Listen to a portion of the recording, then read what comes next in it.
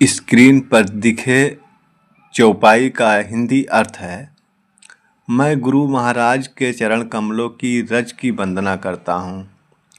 मैं माने तुलसीदास जी ने ये लिखी है, तो तुलसीदास जी क्या कह रहे हैं कि मैं भी गुरु के शरणागत हुआ हूँ, क्योंकि मैं खुद ही उनके चरण की वंदना करता हूँ।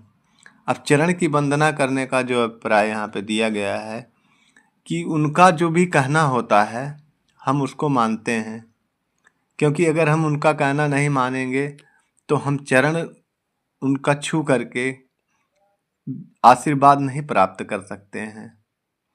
इसलिए जब भी किसी गुरु की वंदना करने की बात आती है तो गुरु की बातों का विश्वास 100% करना पड़ता है, उसमें किंतु परंतु नहीं होता है।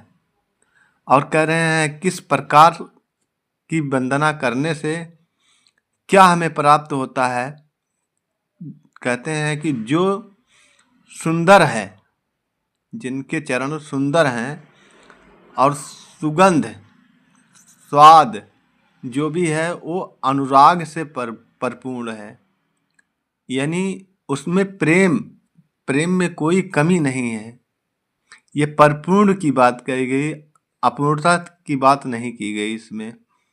इसलिए हमें ऐसे गुरु की चरण कमल की वंदना करना है, ऐसे गुरु की शरणागति होनी है जिनका प्रेम पूर्ण है, प्रेम में कोई अधूरापन नहीं है। और कहते हैं कि जब ऐसे गुरु की हम पूजा करते हैं, ऐसे गुरु का हम अगर कहना मानते हैं तो वह अमर मूल का सुंदर चूर्ण है।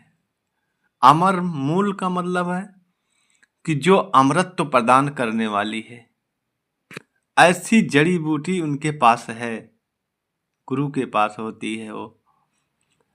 और जो हमारे संपूर्ण भाव रोगों के परिवार को नाश करने वाला होता है।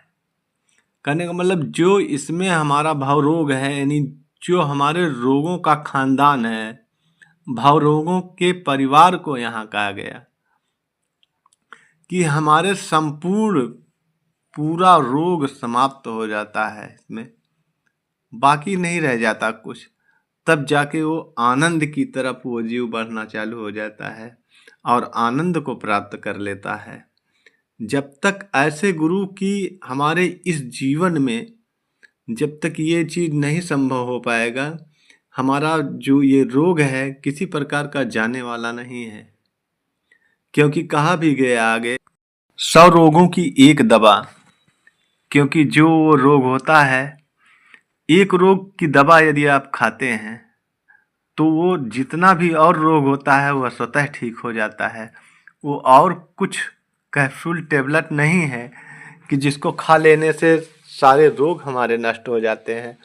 वो केवल एक गुरु जो होता है वही ये काम कर सकता है, क्योंकि वो उनके पास ज्ञान होता है और वो भी ज्ञान साधारण ज्ञान नहीं होता, वह ब्रह्म ज्ञान होता है उनके पास।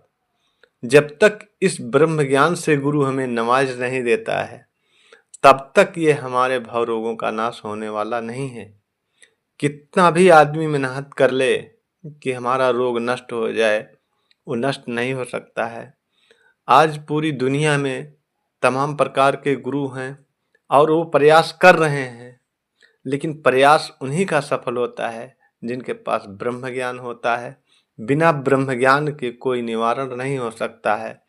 बात चाहे जितनी अच्छी हो लेकिन वो नाश नहीं हो सकता है। तो हमारा ये जो वीडियो बनाने का उद्देश्य था वो एक तरफ केवल बात थी कि जब हम ब्रह्म ज्ञान की तलाश करें, कौन से गुरु हैं जो ब्रह्म ज्ञान हमको देते हैं, और वो ब्रह्म ज्ञान देने के बाद वो जो कहा गया है कि प्रेम से परिपूर्ण हो जाता है, वो उसमें प्रेम में कोई अधूरापन नहीं रह जाता है। तब जाके ये जो हमारा है भाव रोग है, ये सारे रोग हमारे नष्ट हो जाते हैं।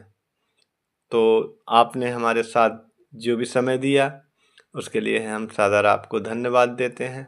हमारे वीडियो पर बने रहें ताकि ये जो पूरा रामचरितमानस है, हम इसमें बार बार जितना भी इसमें कांड है, सारे कांडों का ऐसे ही खुलासा चौपाई का, सोरठे का या श्लोक का हम करते रहेंगे, ताकि आपका जीवन सफल हो सके, ताकि आपका भी भव रोग नष्ट हो सके और अमरत्व को प्राप्त कर सकें।